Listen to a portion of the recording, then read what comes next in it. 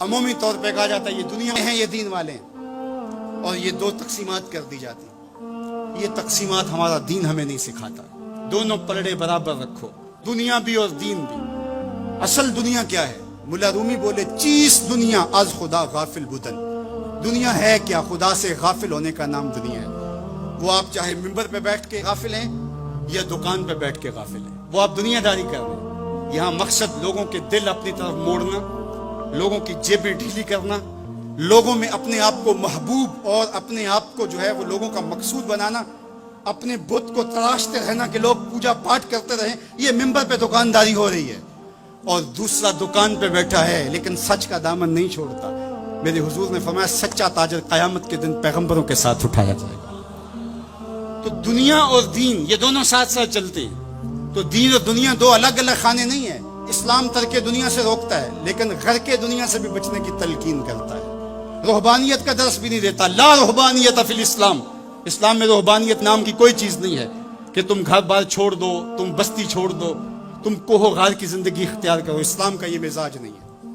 ابھی بات ہو رہی تھی، حضور نے مواخات قائم کیے مدینہ المنورہ، اور مواخات مدینہ یہ کائنات کا ایک انوکھا باب ہے، اور یہ ایک الگ مضمون اور عنوان ہے کہ دو افراد کو، ایک انصار لیا اور ایک مہاجر لیا، اور حضور نے ان کے درمیان مواخات قائم کر دی۔ تو حضرت ابو درداء اور حضرت سلمان فارسی کے درمیان حضور نے مواخات قائم کی۔ تو جن کے ساتھ بھائی چارہ تھا وہ پھر حال پوچھنے جاتے تھے کہ میرے بھائی کو پریشانی تو نہیں ہے۔ تو حضرت سلمان فارسی گئے حضرت ابو درداء کے گھر، تو دیکھا کہ حضرت ابو درداء کی بیوی وہ عام سے کپڑوں میں تھی۔ تو انہوں نے کہا کہ میری بہن یہ کیا ماجرا، میلے کچیلے واجبی سے کپڑے؟ تو کہا کہ تمہارے بھائی کو دنیا کے ساتھ کوئی رغبت نہیں ہے، عورت آراستہ ہو۔ حضور نے عورت کی خوبیاں بیان کی کہ بہترین عورت وہ ہے جب اس کا شوہر دیکھے اس کو تو اس سے خوش کر دے، اس کا لباس، اس کی حیت اور طرز زندگی ایسا ہو کہ مرد کے لیے مسرت، خوشی اور سرشاری کا ذریعہ ہو، تاکہ اس کی نظر یکسو رہے اور اس کے خیالات پر آگندہ نہ ہو، اس کی سوچوں میں آوارگی نہ آنے پائے۔ تو کہا کہ تمہارے بھائی کو رغبت ہی نہیں ہے دنیا کے ساتھ، اس لیے مجھے اس کی کوئی ضرورت نہیں ہوتی۔ خیر حضرت ابو درداء آئے تو کھانا لائے، تو حضرت سلمان فارسی نے کہا کہ آپ بھی کھائیے۔ کہا میں روزے سے ہوں۔ کہا کہ میں تو نہیں کھاؤں گا جب تک آپ نہیں کھائیں گے، تو نفلی روزہ مہمان کے لیے توڑا جا سکتا ہے۔ تو انہوں نے روزہ افطار کر لیا اور ساتھ بیٹھ کے کھانا کھایا۔ رات پڑی، سونے لگے، تو حضرت ابو درداء مصلی بچھا لیا۔ حضرت سلمان فارسی نے کہا کہ جناب آپ کو میرے ساتھ سونا پڑے گا۔ اللہ اکبر! یار وہ صوفی حضور کی تربیت کے پالے ہوئے تھے۔ آج تو پھر فتویٰ متوجہ ہو جاتا کہ اس نے مجھے نماز سے روکا ہے، یہ دارا اسلام سے خارج ہے۔ تو آپ نے کہا ٹھیک ہے، مہمان ہو، مہمان نوازی کا یہ بھی ایک ڈش ہے نا، چلو میں سو جاتا ہوں۔ سحری ہوئی تو سلمان فارسی اٹھے، ان کو اٹھایا، بیدار کیا، تہجد پڑھی دونوں نے۔ اور پھر حضرت سلمان فارسی نے کہا کہ تمہارا میں نے عمل دیکھا، تمہاری بیوی کے کپڑے میلے کچیلے تھے، تم نے روزہ رکھا ہوا تھا اور رات تم قیام کرتے ہو۔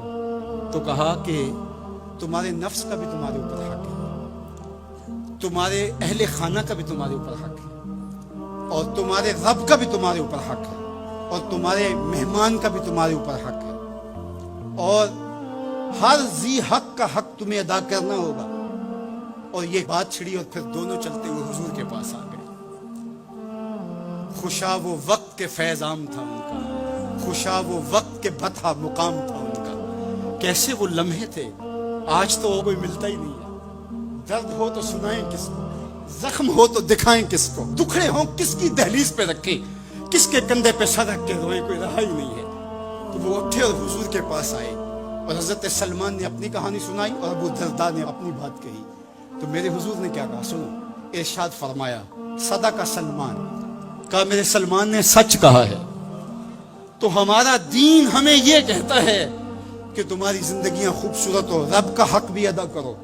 اور حضور نے ایک شخص کو دیکھا وہ سخت کمزور ہے، تو آقا کریم نے فرمایا کہ کیا ماجرا ہے، تم بہت کمزور ہو، تو نے کوئی دعا تو نہیں کی تھی رب سے؟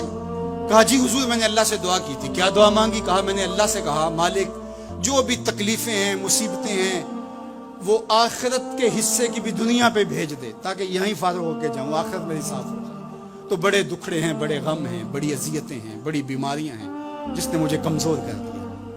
تو بظاہر بڑی اچھی بھلی بات تھی، کہ سارے دکھڑے دنیا پہ لے لی, آخرت صاف کر لی. لیکن میرے حضور نے کیا ارشاد فرمایا, فرمایا تم نے یہ کیوں کہا کہ آخرت کے دکھ بھی دنیا پہ مل جائیں, تم نے یہ کیوں نہیں کہا ربنا آتنا فی الدنیا حسنۃ وفی الآخرۃ حسنہ, اللہ دنیا میں بہتریاں دے دے, آخرت میں بھی بہتریاں. وَكَذَلِكَ جَعَلْنَاكُمْ أُمَّةً وَسَطًا, جب تک ترازو پورا نہیں رکھو گے, جب تک دونوں پلڑے برابر نہیں ہوں گے, تم آگے کبھی نہیں بڑھ سکو گے.